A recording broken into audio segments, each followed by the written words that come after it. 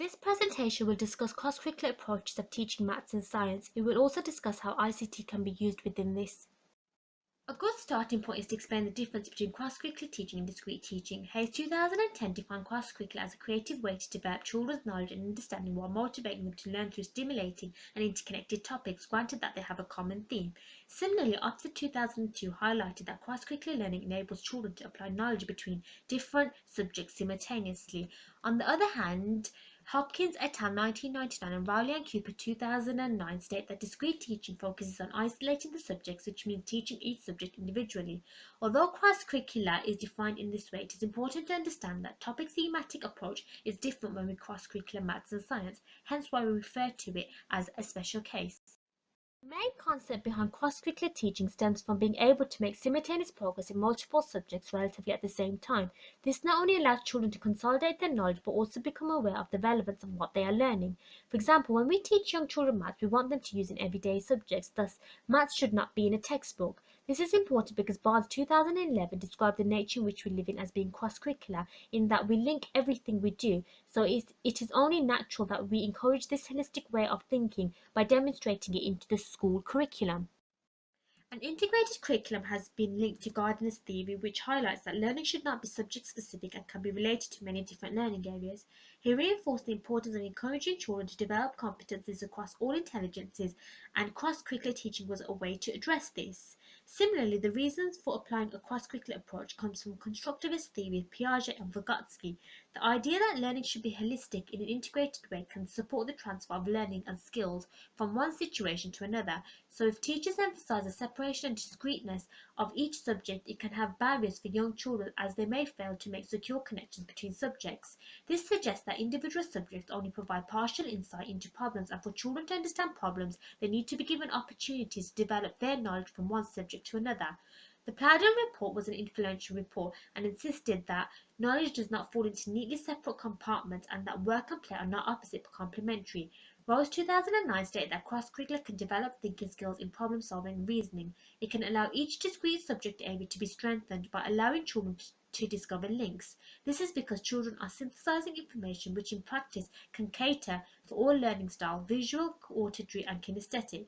Interestingly, Barnes 2011 argued that cross-curricular approaches can allow children to use and apply skills they have developed from discrete subjects. For example, during an observed lesson about plants, teachers would reinforce aspects of maths whilst investigating science. This can enact their prior knowledge to cater for strong progression and highlights Bruner's theory of inactive learning. Bruner believed that when children actively take part in experiments, they are able to take ownership of their learning. This is apparent in practice as young children in the early years do not assign particular activities to a particular subject, and therefore this approach more closely mirrors the way they learn. Cross-curricular teaching enables teachers to cover greater detail of information. SRI 2010 stated that a major drawback that teachers face in teaching science is that they are unable to cover the entire curriculum within the term time. Ideally, this can be overcome by taking advantage of the fact that some lesson material overlaps. Not only does this ensure that content can be covered in both subjects, but it also helps to reinforce the idea of cross-curricular for children. SRI 2010 also found a major disadvantage of a cross-curricular is that certain foundation subjects can easily get forgotten about, depending on the class teacher's strengths and weaknesses. This prompts the question that does teaching subjects discreetly ensure everything is covered? However, it seems that there are conflicting views on whether the cross-curricular approach really works better than the discrete method of teaching. The Three Wise Men report 1992 said that schools were doing too much topic work and not enough subject work.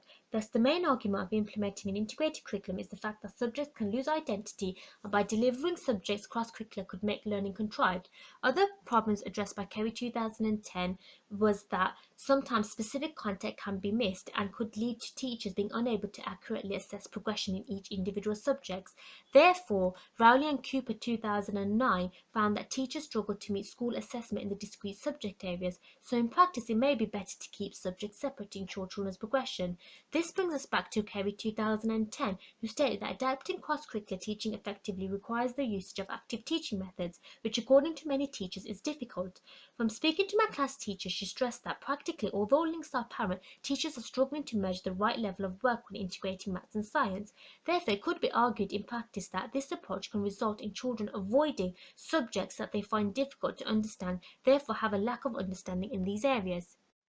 Numbers are the basis of science. You cannot do science without numbers. The universe is written in maths, and therefore we need much of maths to quantify what we interpret in science.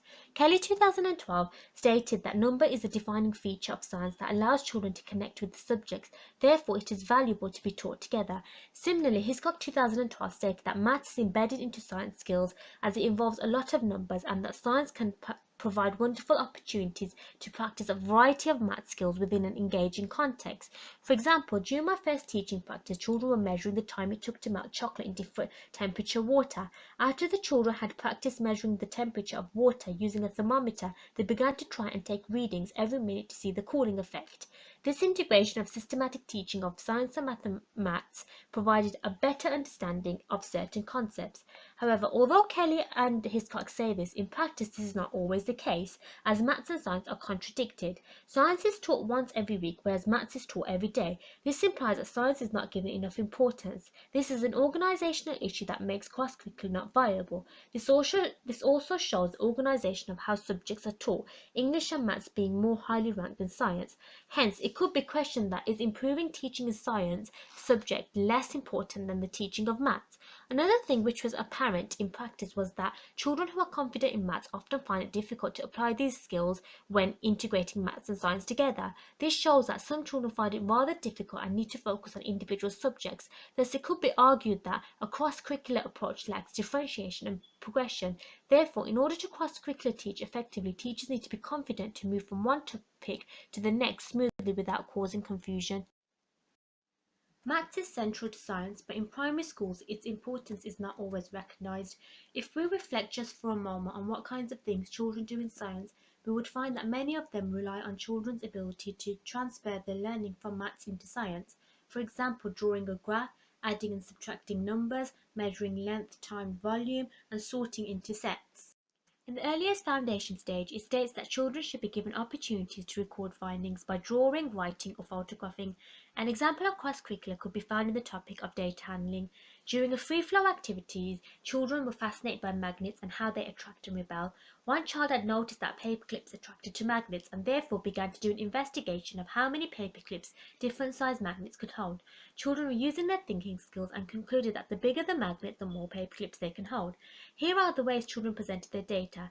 Interestingly, different children presented their data differently, which showed the uniqueness of presenting data which is still representative. This activity clearly shows the parallel link between maths and science as learning took place in the most natural way during play. This practice strengthens Bond's 2011 viewpoint that everything is linked. However, a question to ponder on is, if cross-curricular takes place during play and free flow, then why is this natural type of teaching lost as children grow older?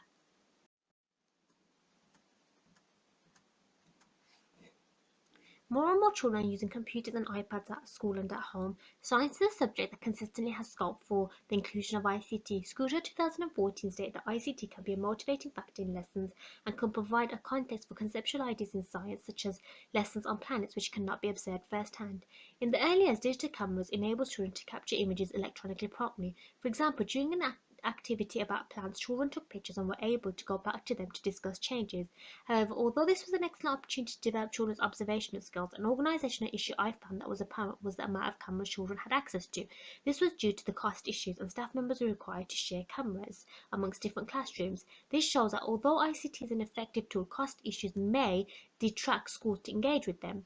In relation to this, when linked with science and maths cross-curricular, Jessen and Peacock 2012 stated that data logging allows children to record their data electronically. This limits the time spent on the lower level skills of gathering, recording, and presenting data, and allows more time for the higher level skills of interpreting and drawing conclusions.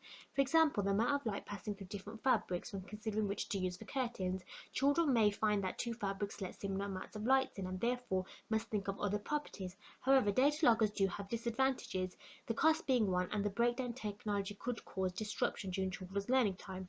Although ICT has been identified as an effective tool, Alaska Meadow cautioned that teachers must be confident in using ICT as a learning tool because if they are not, it may hinder children's learning. So also, Byrne and Sharp 2003 state that when teachers are confident, it can assist in delivering lessons, demonstrating activities, and for assessment purpose. This shows that teachers could really benefit from being trained in using ICT effectively in the classroom as a future approach.